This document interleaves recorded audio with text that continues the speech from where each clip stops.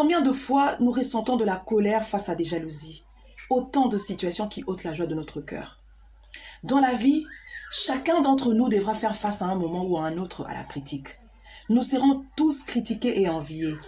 Il y aura toujours quelqu'un qui nous dénigrera en nous rabaissant ou en essayant de nous faire passer pour une mauvaise personne. Ce qui est vrai, ces gens-là ne nous aident pas. Au contraire, bien souvent, ils nous déstabilisent et nous ralentissent dans notre vie. Veillons à ne pas nous laisser déstabiliser par la critique pour aller jusqu'au bout de nos projets et accomplir le plan de Dieu pour notre vie. Nous devons arriver à dire qu'une critique est juste une opinion. Nous devons surtout savoir que la plupart du temps, la critique trouve son origine dans un esprit de jalousie ou de rivalité. Ils jalousent notre caractère, ils envient ce que nous possédons, ils désirent notre place. Ces personnes sont ironiques envers nous. Elles cherchent à nous rabaisser pour paraître meilleures que nous.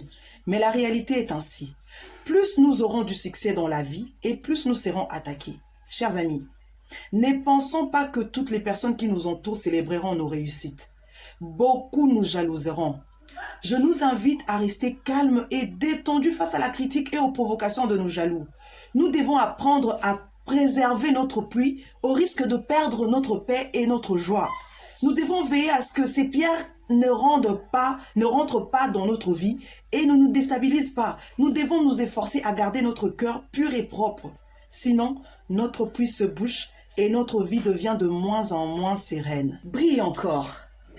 Garde silence. Augmente la force malgré tout. Garde ta bonne humeur. Reste souriant, souriante.